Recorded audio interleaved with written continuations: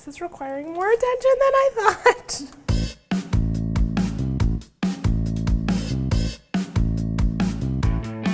Hey guys, welcome to Real Simple Cooking School. I'm your teacher, Dawn, and today we're back with more essential tools and equipment. Today we're going to talk about your big pot. Okay, this is a Dutch oven. That is a great big pot to have, but any heavy bottomed pot will do just fine. Today we're going to make a one pot Cacio e Pepe. All that means is spaghetti with butter and cheese and pepper. I've got 12 ounces of spaghetti, but you can use whatever noodle you like. And then we're gonna add 4.5 cups of water. These liquid measuring cups are another great thing to have on hand. This is a 4-cup measure, great to keep in the pantry. I also like to have a 2-cup measure around. And then I do like the little babies that are about 1/4 cup for measuring soy sauce, tamari, that kind of thing. So 4.5 cups of water goes right in the pot.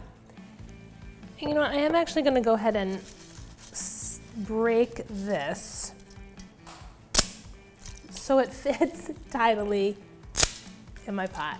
About 2 to 3 teaspoons of salt. That's a big pinch, but that's all we're gonna season it, so don't panic.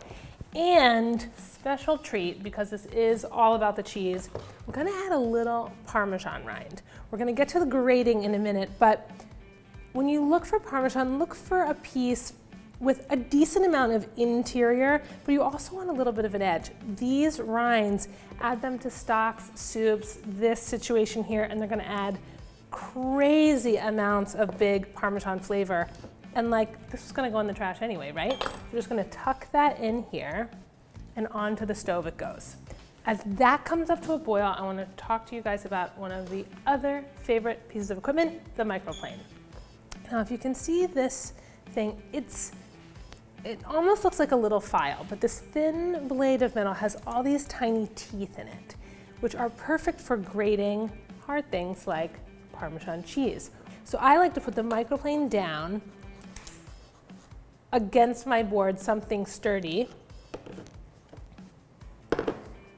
and then move the thing, just like I was using a box grater.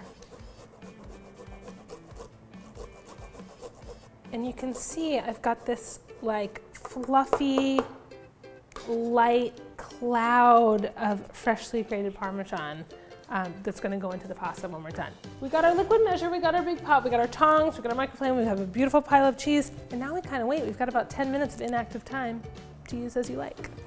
Okay, so I can see here that the pasta water has reduced like kind of a lot. It's getting soupy, it's getting syrupy almost. It's because the starch from the pasta has leached into the water as it's reduced. And all I'm gonna do is add a little butter, a little cheese, a lot of pepper, and you're done.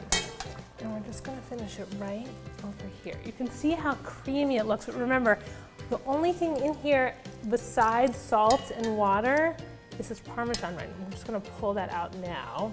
Then in goes some of my Parmesan. I'm gonna reserve what I grated last for serving. It's gonna be super yum.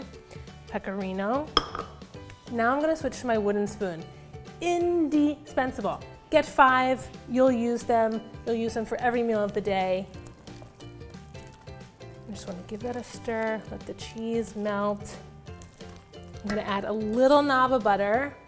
It's not a lean dish, the Cacio e Pepe, but it is delicious. And then, oh my gosh, so creamy, so delicious. And then we're just gonna add a ton of pepper, really as much as you like. Give that a stir. Wow. That is looking very creamy and delicious. Nice shallow bowls for pasta, back to tongs for serving. Look at this. Look at this lusciousness.